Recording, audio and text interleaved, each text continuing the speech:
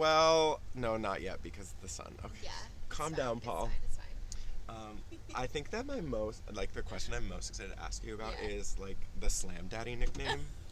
Because I haven't been, like, I'm sure you've talked about it a million times Yeah. on your Instagram, but I have no idea where it came from, and I just need to know. Okay, well, I mean, I wish there was a better answer, honestly. Except it just kind of, I don't know, it just, like, came to me. I was, like, I had this period where I was, like, calling everything daddy, like, hand me Aren't you still in that hand me that period? drink, daddy, yeah. Yeah. And then, I don't know, and then Eric's last name is Katz, so for a while I was calling him Slam Kitten. Oh. And then it just kind of evolved into this. Slam Kitten. Yeah. I love that. The sun is coming up, are you ready to go? We can take a ride, we can take it slow. Guys, welcome to the first episode of the Road to Self-Love podcast. I'm here with Ali at avokween. Give her a follow. And I don't know why I'm yelling, but I'm so excited to be here and with her. And we're just going to be talking a lot about self-love today, but primarily just want to have like an open conversation, just like we were on a road trip together. Yeah. So we're going to play some road trip games. We're going to have lots of fun. So Ali, why don't you just introduce yourself to the people. Okay. The people. The people. Hello, people.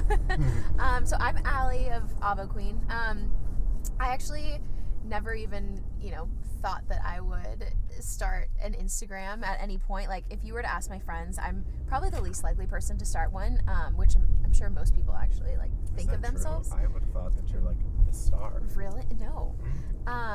So I started my account, like, I don't know, a year and a half ago, and it was kind of just, like, a way to document my journey with intuitive eating and loving myself and kind of just feeling comfortable in my body, because I feel like as so many people, it's like I just felt really insecure kind of my whole life pretty much, and then I stuck around just for like the awesome community that I found, which is so cliche, but it's true.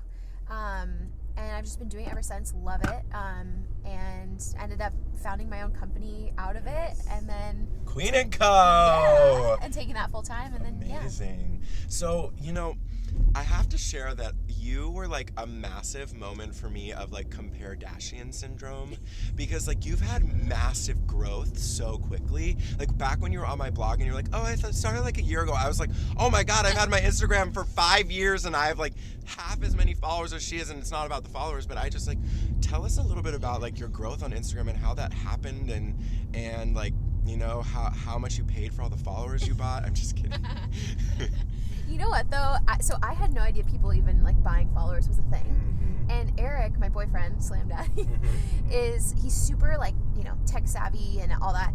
And so he was telling me that like there's different programs that you can see like who's bought their followers, I guess, because it's all these like different tools, but it looks at like how quickly someone's followers will go up. So you know who you are. But him and I did like we went into a deep rabbit hole one night. We're like, oh, so and so gained like 1,000 followers in like 1 minute. Like it's just those kind of things. In a minute, that's a lot. But I mean, I don't know. I just think like I post almost every day. I've gotten a lot better at like taking social media breaks. I don't know if you just peace of mind. But I like went through this really crazy point where I was like, I need to post every day. And then it started to become stressful where I was like, okay, wait, hold up. Like I need to back up. The reason I'm doing this is not, to like stress myself out. I should love this.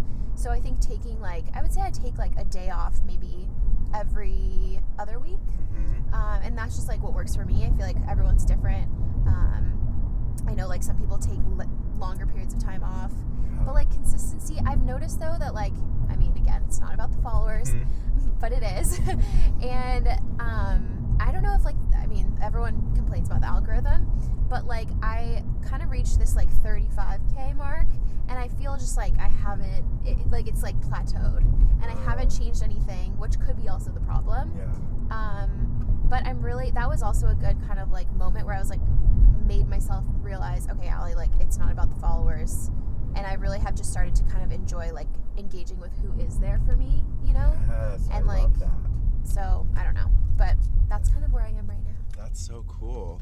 Because there comes a point when, as just an influencer, an Instagrammer, whatever we call ourselves these days, I too got caught up in that, and I think it's really beautiful what you said about engaging with the followers you do have, and that's something that I've been talking about a lot, is just expanding the consciousness around like appreciating the likes and the follows and the people that are in your community now, not the people who aren't or have chosen not to be. So I really love that. Totally. Yeah, so tell us a little bit about just the whole going from starting an Instagram page to using it to really like launch this amazing Queen & Co business. I mean, hashtag Granola Butter. It's so good. There's some in the back. Yeah, there's some in the back. We're gonna open it up later and smear it all over our bodies. I'm gonna leave the information in the show notes and the description if you're watching this on YouTube. So don't be scared if you're gonna miss out. But yeah, tell us all about that, because I actually had no idea that you had launched it, and then I was following you and I saw you talking about it, and I didn't put two and two together that it was your company. Right. But then like I clicked on it and I did a pre-order, and it was so exciting to get it. Best. I know. I mean, thanks. But so tell us about Queen & Co. and how that all started. Yeah, so I feel like a lot of people actually, and I'm trying to do a better job of, it's a fine line because not a lot of people know that it is my company. So finally changed my bio and I said like co-founder and all that. And I think there was a point where I was posting about it all the time, but I wasn't clear that like I had started the product. And so people were probably like, damn, this girl is like getting paid up the yin yang by these people. They're like, actually. Which is funny because I don't pay myself because, you know, hashtag entrepreneur life. Yep. But yeah, so, okay, I guess backing up. So granola butter is the first ever, the world's first spreadable granola. So it's kind of, if you think of like, I explain it to people like the texture of an almond butter, but it tastes like liquid 10 grams, like the taste of a granola. Some people say it's like cinnamon churro type taste. So my whole goal with that was really, I'm not allergic to nuts, but in my recovery process, I had restricted nuts for so long that like I started to reintroduce them to my diet, and like it was like 0 to 100 real quick, I mean, you know? nuts, yeah. I mean, almond butters, and they make them so delicious now with like, you know, different flavors, and a lot of them have like coconut sugar in it, and it's just like so hyper palatable that like it's so good. Like Wild Friends makes a sugar cookie peanut butter, and I posted about that recently because I still like emotionally eat and stress eat, and you know, recovery is like such a journey for me still. And so like I posted like, hey, I just ate half a jar of peanut butter. I remember that. It made me not feel alone because I had just done the same thing. Yes. And it's like, I mean, it's so, I mean, not that it's like normal, but you know, having those moments are normal. But I think part of it really is just like a lot of these foods that we're surrounded by are so hyper palatable, and it's like, yes, of course you're like eating the whole thing because they like so good. Engineer it. So back to my company, back to me. so I had been like eating so many nut butters and just feeling really on top of like almond milk, you know, almond bread, that like the beaming cookie we just had. I feel like everything is made with so many nuts now, and I was like, I want some kind of healthy spread that has like the good fats in it that will keep me full. You know, I was working out a lot, but isn't like super packed with sugar or, you know, anything that's going to make me feel unwell. And so I was thinking, well, there's like cookie butter, obviously not the best ingredients, very tasty. And then there's like these nut butters, and it just kind of dawned on me. I was like, oh my God, granola butter. Like, bitches love granola. Yes, we do. Oh my God. And I was just like, why is there no granola butter? So I Google on my phone, nothing exists. So then, you know, fast forward, I had partnered up with my boyfriend, and we both were kind of like, we would be great business partners, actually. Oh, wow. So we kind of went in on it together, and we brought in our friend Ari, who has like a fine dining background. He's worked at like Michelin star restaurants, and so he brought like that aspect, which I didn't have. So we launched about 10 or 11 months ago. And really Instagram was such a great place to launch because at that point I probably had like 10 to 15,000 followers, and I just had this really awesome community of people who knew me, you know, knew my journey and really wanted to support me. And like, I'm sure you find this too. It's like anything, you kind of have to build that trust with people first. Like, it's like, you know, before you sell to people, like they want to know what you're all about and they want to support someone and a cause that they believe in. And I think like that really helped a lot too, was when I would reach out to other influencers, you know, when we were sending out like our launch kits or whatever, and coming from someone else that was in their shoes versus like just a brand approaching them. You know, I feel like influencers are so used to all these brands being like, hey, like, I'll send you this product, but you have to post about it. And it's kind of this like, you are on guard all the time, because you're just like, you know, I think it's the Wild West, so you don't really know how much you should be charging, and a lot of times brands don't have the budget, especially natural food companies.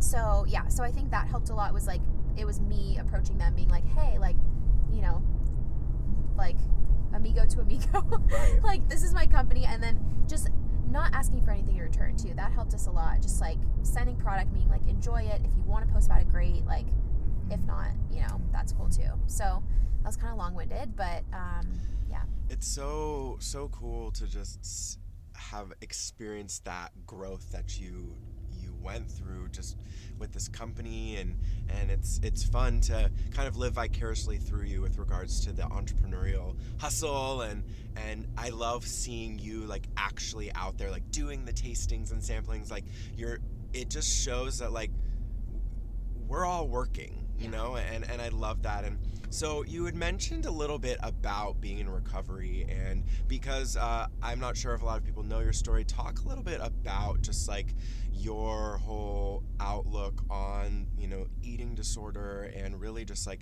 how that affected your life. I'd love to like understand your journey to like open conversation about that, because I think it's really important, because it's still very stigmatized, and I think that we all to an extent have some sort of disordered eating. Yeah, I agree with that last statement a ton. Like, I think anyone who, you know, claims that they don't have like weirdness, or not weirdness around food, but food is emotional. Like, there's always some component, and, you know, it doesn't have to be a negative thing, but I feel like everyone's an emotional eater to an extent, right? It's like food like is how we connect with other people. And so I think for the longest time I felt like I was so weird because I had these like really strong emotions around food. And I just think, you know, once I kind of allowed myself to embrace that and just realize like, hey, like everyone has their things with food, you know?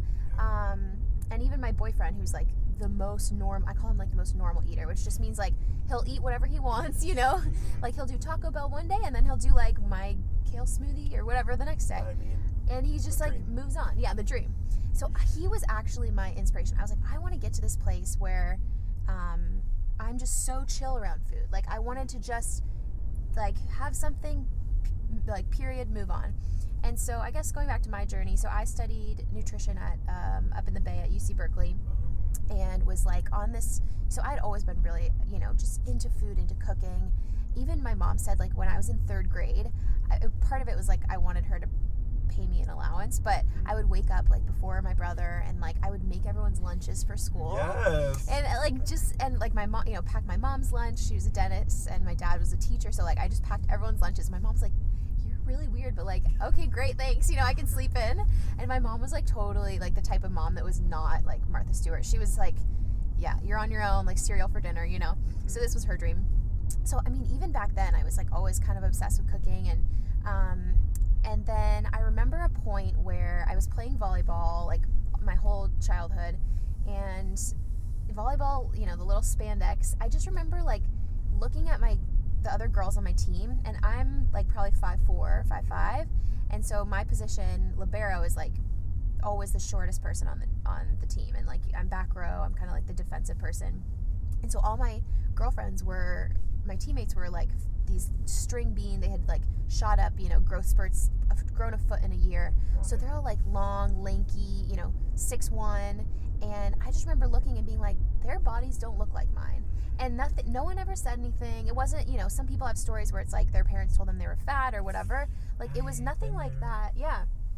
But it was just me noticing, you know, that there was a difference there. And then I wanted to change that, because it was kind of in the whole like Tumblr era where there was like the thigh gap was really big. Yep. It was like Lindsay Lohan, Paris Hilton, Nicole Richie. And I remember like a combination of seeing that in the media and seeing that all my girls that I hung out with were way skinnier than I was. And not that I was, you know, I just was like more muscular and athletic. Yeah. And so that was kind of the moment where something clicked in my brain. So I fast forward, I get to college, studying nutrition, and kind of had this like almost orthorexic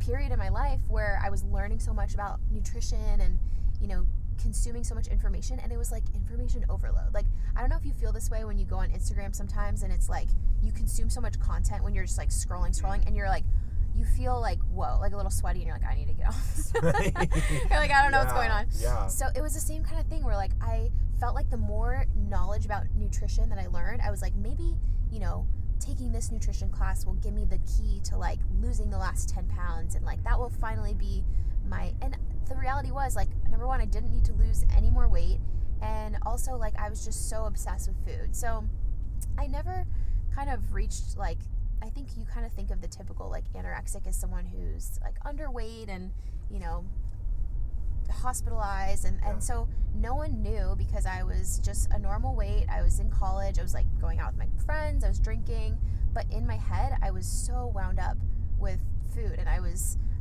like, I remember I went out to dinner one time with some girlfriends, and like I couldn't even focus on the conversation because I was so worried about what I was going to order, like how much I would allow myself to eat, you know, all of those kind of things. And so, yeah, I guess I would consider it just like a preoccupation with food and healthy eating and, you know, all that. So I graduate college, and I realized like, okay, like something needs to change. So I finally reached out to this girl, Molly, who is amazing, changed my life. And she was a nutritional therapist, or she is. And even just that first phone call to her, like I remember saying, because I hadn't told anyone, like I think that's the biggest thing with having issues with food and eating, is it's so isolating. And I kind of thought like, well, my issues aren't that bad, like I can handle it myself, you know? So this whole time I was like, I'll deal with it. Obviously I could not deal with it. I was like, need help, SOS. So the minute I told her, I was like, just told her my story, like it was like, that was half of my recovery. Like it was such a weight that was lifted.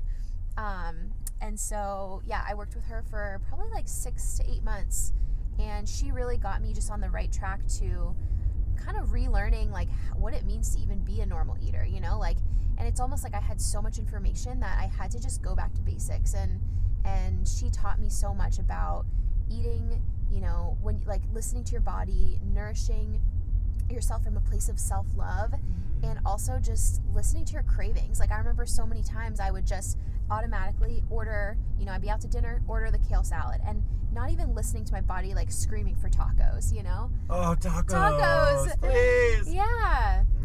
So I love that, just like the whole... Yeah, and it's been such a journey, and I think where I am now is I'm finally finding this middle ground, because I kind of swung from one end of the pendulum to the other, where I was like, all right, I'm going to let myself have all the things, you know? It's like, you deprived yourself for so long, like, have the cookie, have all this, and then I got to this other place where I was emotionally eating to comfort myself, and then I was kind of feeling a little fluffy and, like, not my best. Yeah. And now so now it's this point where I'm like, okay, I finally found a place where, you know, and it's still a journey, but I'm learning to find a place where I need to feel my feelings, which I know you talk a lot about, and, you know, not using food as a crutch to band-aid or mask any emotions, because that's another, like, side of eating disorders that I think not a lot of people talk about in recovery. Agreed. I don't know if you experienced that, but...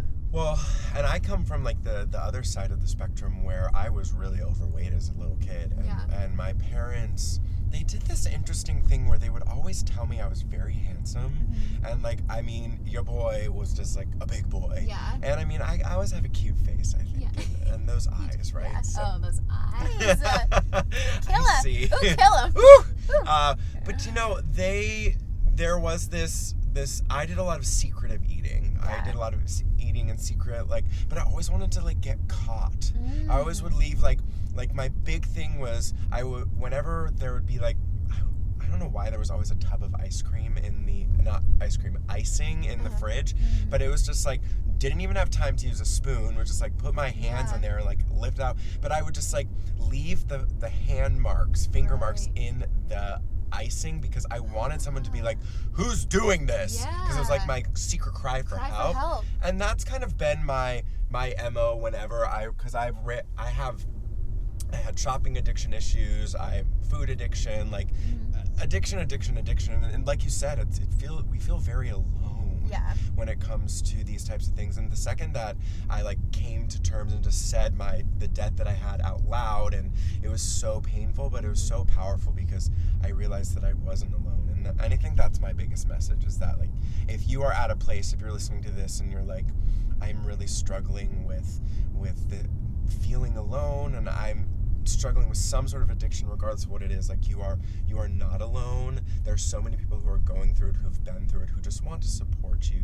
And I think that's what's beautiful about your community, because it is all about support. I don't really see I don't like troll your comments, but I don't see a lot of like hate comments, and I think that that's really powerful, and I think a lot of people are moving towards that. I don't see as much hatred in the health and wellness space, especially in us, I guess, are we micro influencers, like the smaller influencers? So I want to segue, just to have a little fun. I thought that we could play, the classic game of Marry Kill, but with nut butters. So this could get really weird and creepy, but I'm just curious. Marry Kill, cashew butter, peanut butter, and I'm not gonna say granola butter because clearly you'd marry that one. No, and almond butter. Ooh, okay, let's see. So cashew, peanut, and almond. Yeah. I would say cashew butter. Oh, yes. Yes, because it's creamy and salty and sweet. Yes. Yeah, cashew has always been my like little sweet love affair.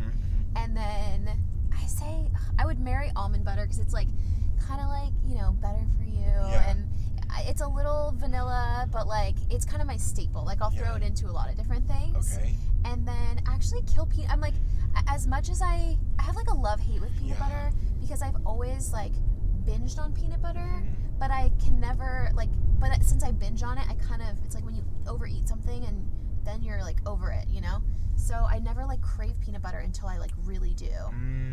I love that. Yeah. Okay, great, perfect. What about you? I don't know. I mean, I kind of want to actually, I would definitely have like very emotional, passionate sex with cashew butter. Okay. And then I would kill almond butter because I just don't like it. Yeah. Okay. Wow. I mean, take a stance. I just don't really. It's just, and I would definitely marry peanut butter because even though because I don't know. That's all. We're moving on. Okay. So I want to talk about a little bit more about your company. You just launched a partnership with Press Juicery, which I think is so cool.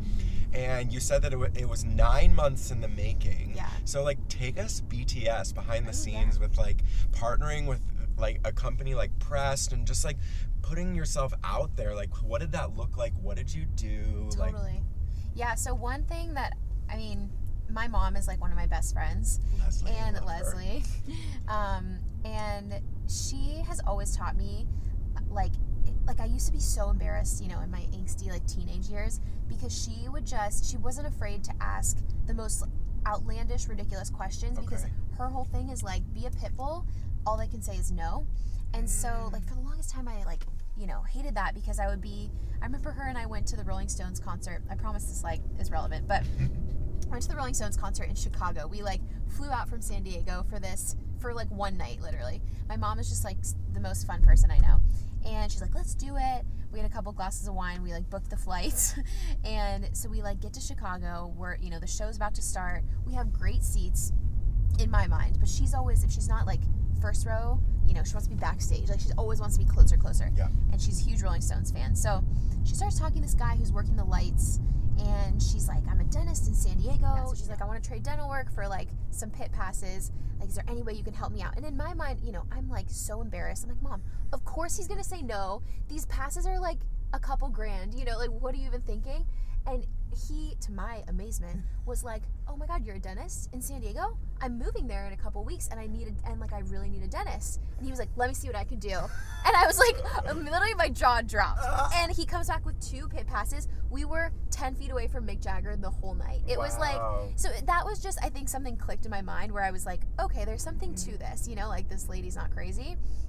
So moving back to my business, like I have just had, since we started, I was like, I'm going to have that outlook where like no question is too big, no company is too big to partner with or like reach out to. And so Pressed was always my dream, just because like obviously their freeze is ridiculous. So and like I just have seen them grown from like, I remember I was just like an OG fan.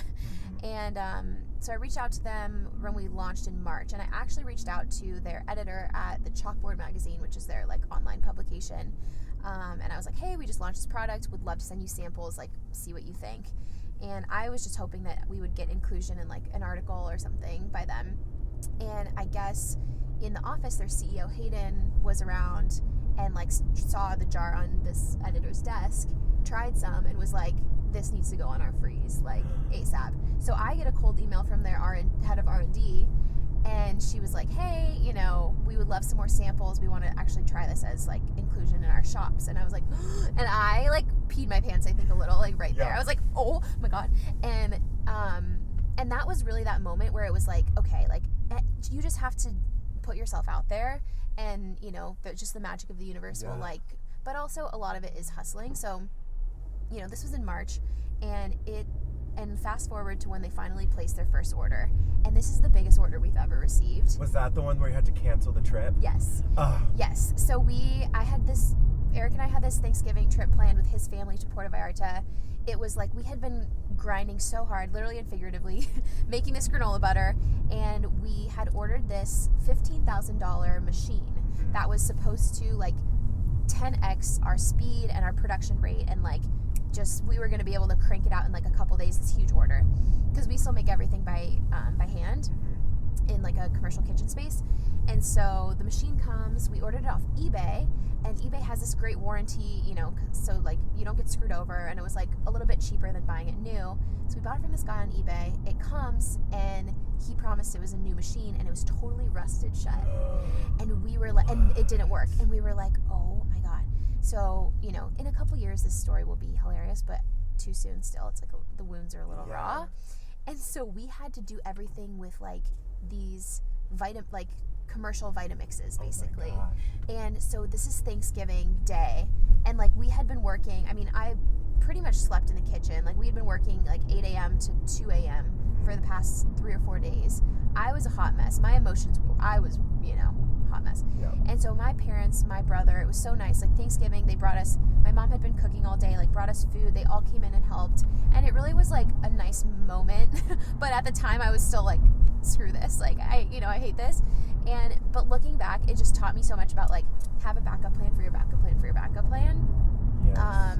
And so we got the order like done and out and everything. And so I think like if there's one thing I want to say, it's just like, yes, like what you see on social media, I try to show both sides, but I'm never going to actually show, and I'm trying to do more of this, but you're never going to actually see like those moments where you're like, am I doing the right thing? Like the self-doubt, the like mental breakdowns, me like yelling at my brother for like dropping a case of, and spilling it everywhere because I'm like so stressed, and like you're not going to see those moments. And so I think it's just tough because when you're on Instagram and you see these companies that seemingly, like Perfect Bar, they were around for over 10 years, Justin's, like you see these brands and you're like, wow, they're so successful, I want to do that.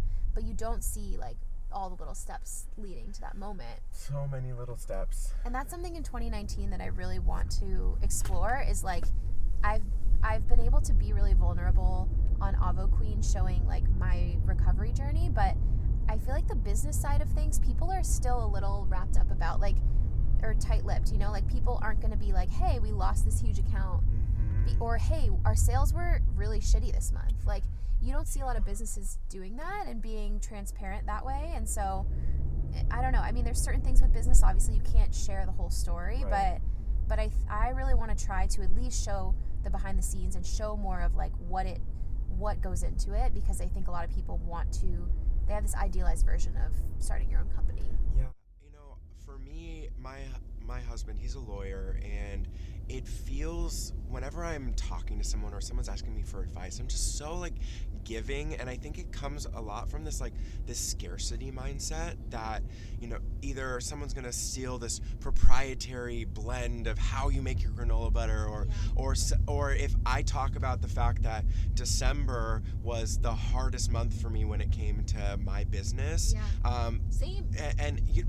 I think December in general is really, really challenging, but like no one wants to spend money on themselves or looking to spend, so it's like my whole self-love coaching, like that in Excel, it was such a hard month. Like there were months where Richard was like, you gotta go get a job, we can't do this, and I'm just like, no, I'm gonna fight. And then it ended up being my best month, because at the end of the month everyone was like, oh, I'm gonna write this off and it's gonna be self-development, and so it's just one of those things where I think we're getting to this place where everyone just wants everyone else's success, especially in like, I feel like our little community. I know that I'm got blinders on to a lot of the hate, but regardless of that, I think that it's really cool that you're doing your best to expand. But you, as like an influencer, as someone who puts their life on social media, we don't have any rules. There's no like, you have to do it a certain way.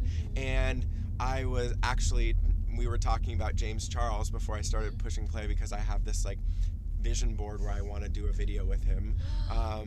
And he's been having issues with people like driving by his house, and he's like, it's a privacy thing, like it's my home, like this is my life, and they're like, we made you, we this and that, like we deserve to have you always like accessible to us. And I feel like this is where a lot of people think of celebrity, so it's just like that happy medium. My husband's like, why are you sharing this? I was like, people like I think like 6 months ago, Sakara, they did a Best Body, and I think you participated in it as well, but they put my picture up in between like, who was it? Like some really, really big people. It was just like this amazing ballerina and then Cynthia Rowley, and it was like I was in the middle, and I saw it and I was like started crying because I was like and then I was like recording myself on Instagram, and I was like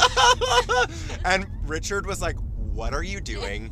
And a couple of my friends messaged me and they're like, wasn't expecting to see a 15-second clip of you crying, but thanks for that. That's amazing. Yeah, it was, I guess.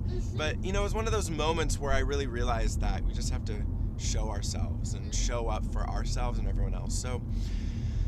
So I mean, I think that really my final question is just like, what's next? What's next for avokween and Queen & Co? And I know it's just like one step at a time, but I think, I know you had the limited edition flavor over the holidays. Or are you planning on expanding that? Do you see like other products in the pipeline? Yeah, definitely. So so I guess like what's next? I mean, it's so hard because especially in like a new food business, like things are always growing and changing, but at least we've kind of mapped out, you know, the next quarter at least. So we're going to be launching so pumpkin spice was our seasonal flavor, obviously. I mean, I would love to keep it all year round, but we want to do, you know, we have our original and then our original with collagen, but I kind of just group that as like our original flavor. And then we want to do 2 more core flavors. Cool. So we're not quite sure. We have one that we're probably going to be launching next month, which I can't talk about yet, but don't do it. So we're going to be launching, one next month, and then another core flavor probably in the next few months after that. And then we want to just continue to do like really cool collaborations, maybe with other brands in terms of like flavor, kind of seasonal flavors, or even just depending on what time of year it is, that kind of thing, similar to like the pumpkin spice. We are definitely we're getting close to doing like the single serving packets. Cool. So kind of like, you know, the Justin's nut butter packets. And that'll like help to open up just, you know, for a lot of like, we've gotten a lot of interest from like ultra marathoners or like trail athletes, which I never thought was even a market for us, but because our product is a little bit higher in like the complex carbs, like they're looking for something that's kind of, because almond butter I think weighs a little bit heavier than granola butter in your stomach, and so they're looking for something that's like has the staying power but won't weigh you down when you're, you know, doing all these crazy miles, which I don't know that much about, but yeah, so that's kind of business side. And then, like I said, like I really want to share a lot more about just all the vulnerability, you know, and kind of the down moments of being an entrepreneur without being like emo about it. Yeah, but just being realistic, because I think, I mean, had I known how hard it actually was going to be, like, would I do it? I don't know. Yeah. I mean, now that I'm here, I like every day is an adventure, and like, but it is really, really hard. So yeah, so that's kind of like business side. Personally, I am still, you know, kind of like I said earlier too, like still experimenting and learning about my emotions, and I think that's something that's really going to be a focus for me in 2019 is tackling my emotions and learning to feel them through and digest them and like sit with them, and embrace like how juicy every emotion is, because I think growing up, you know, my mom and dad were super like just happy, just naturally like really happy people, and like I'm naturally a pretty positive person, like I think you are, but like I don't know, I just think like growing up when I was sad or down, they were always like, okay, let's do this and let's cheer you up, and here, eat this, or like let's go for a walk. And so it wasn't like, hey, this is sadness, like, you know, feel this, and this is a normal emotion to have, and you know, and you're gonna get through it, and every feeling is temporary and fleeting. So I don't know, so working on that, because that's something that I never really learned growing up, and I think it's really important to kind of have emotional intelligence. I don't know. That is a really great 2019 Yeah. goal. What about you?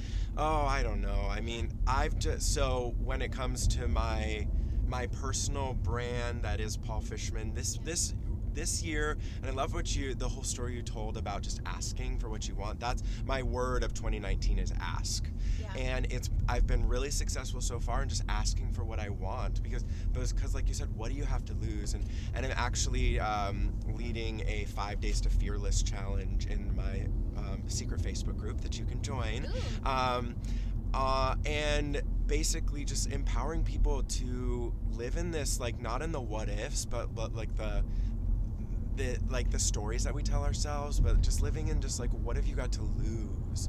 So for me, just personally, just growing my brand, this has been the first year that I actually have started to like get paid to post about things, and which is really cool. And I also want to do like lifting the veil on that type of work as well, and how many no's I've said already, and it's just, I'm traveling a bunch and just spreading the self-love message. So, but anyway, I just want to thank you so much for joining me for this road to self-love. So just have one final question for you.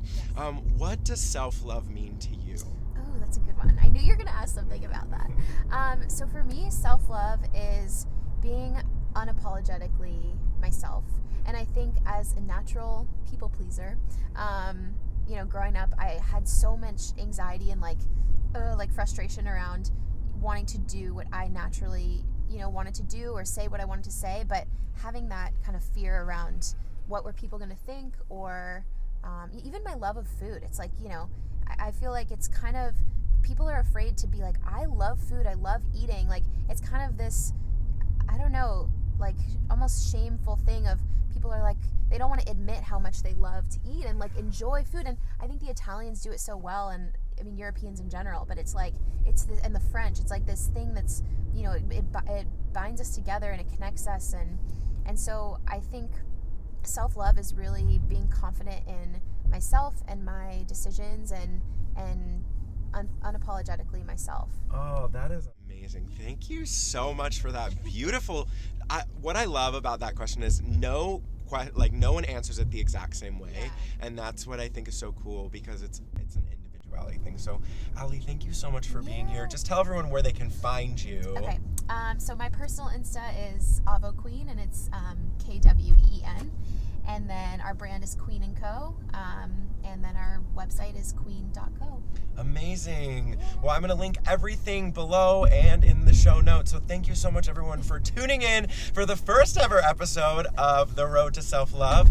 And stay tuned. If there's any comments you have for Ali, find her on Instagram. And we will see you next time. Bye. Cue the outro. Bye. The sun is coming up, are you ready to go? We can take a ride, we can take it slow. I have no idea where we are. Oh my God, same.